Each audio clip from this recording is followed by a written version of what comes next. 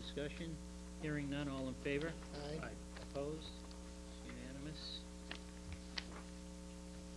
Town Administrator's Report.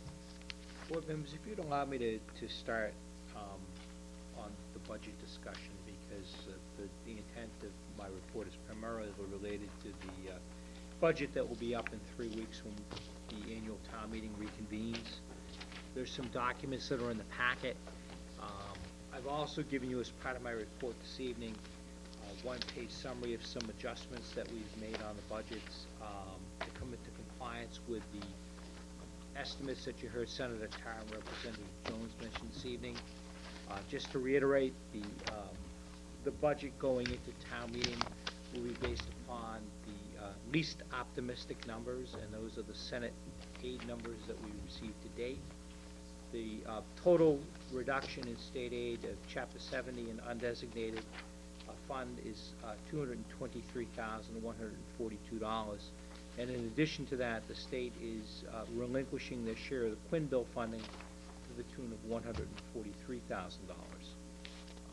The other items that we looked at in terms of revising our budget estimates going into town meetings, we very carefully looked at our local estimated receipts, and for the most part, they're doing good for this fiscal year. However, we did note that the investment earnings have been weak. They've been weak because our collections are down and interest rates are down also. And then in addition, the town has been less ambitious in terms of putting forward capital projects, borrowing money and having those monies earn interest during the period of time when we're waiting to pay bills. So I'm recommending that we take down our investment interest by $94,361. And I did speak with the treasurer about that. She did speak with our bankers. They're pretty comfortable that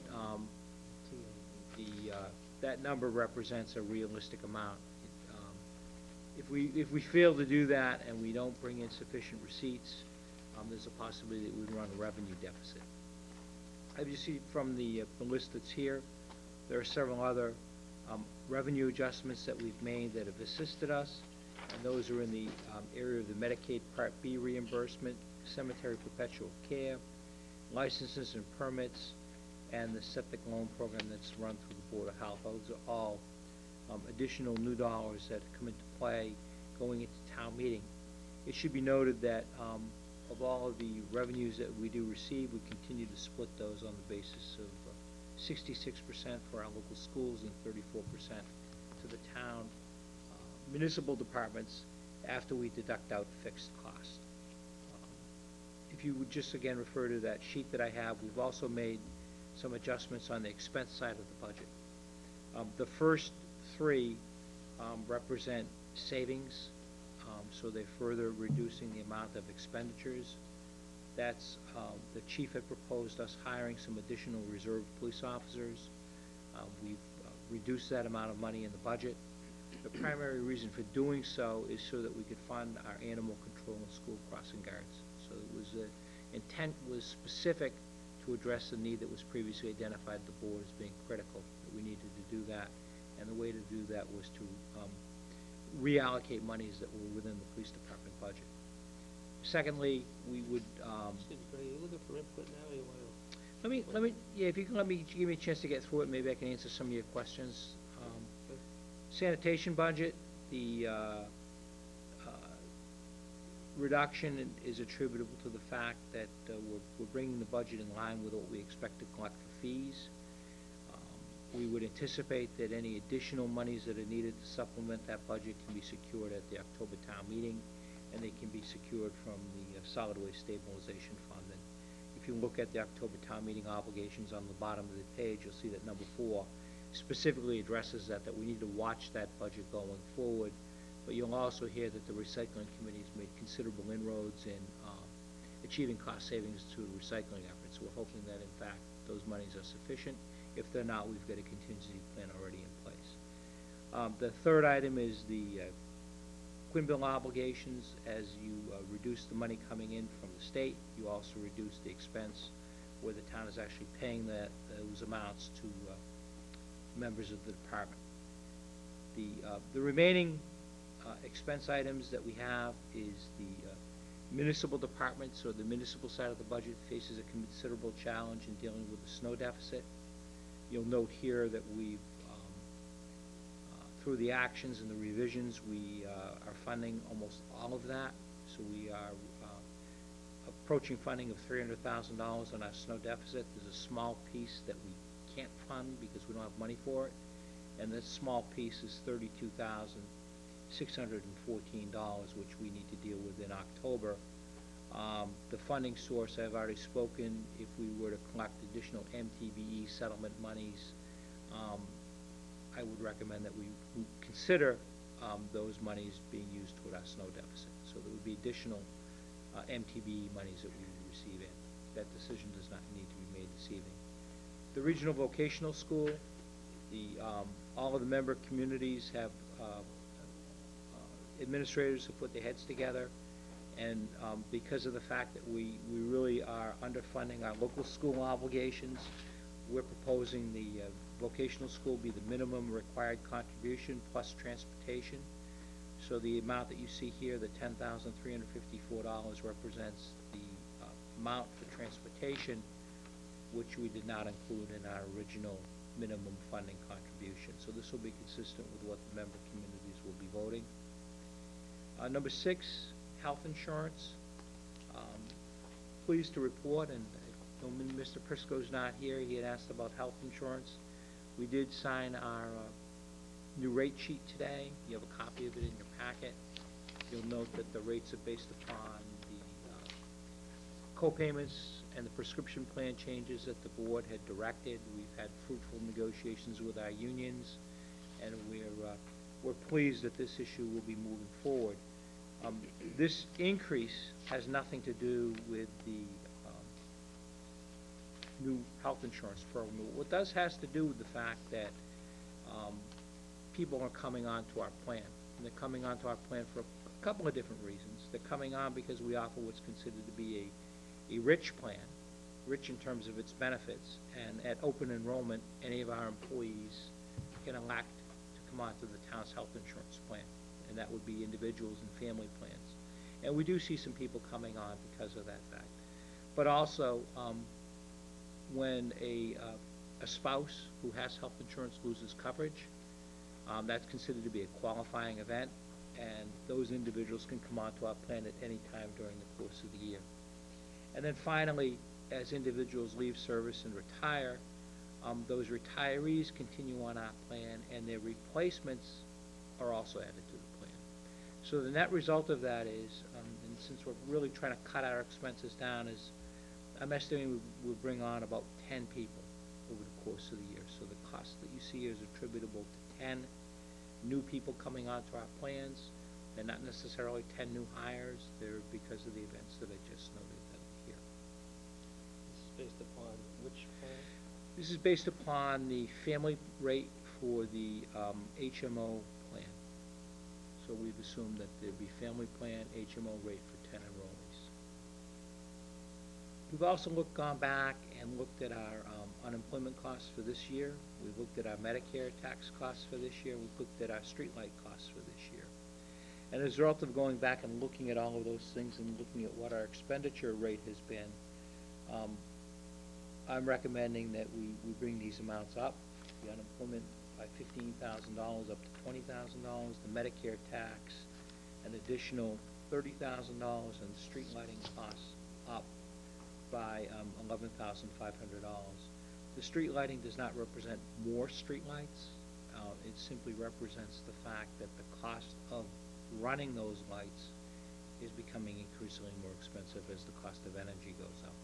There was also a transfer that was required this year through the Finance Committee, and obviously anytime you can identify a transfer from the Finance Committee, it's prudent to put those monies in because it no longer becomes an unanticipated cost if you know what it is and you know budget for it. Other items that we've Just the Medicare tax yes, was an additional, what is it, 30? 30,000. That's substantial. It is. Yeah, it is.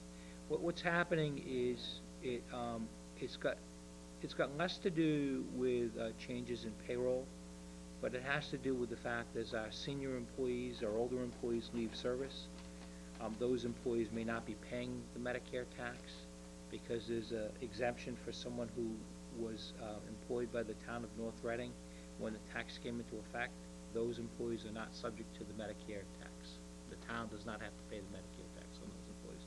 However, when those employees leave service, for whatever reason, their replacements do become subject to the Medicare tax. So it's a number that we have traditionally underfunded, and it is, as a matter of fact, it is underfunded this year.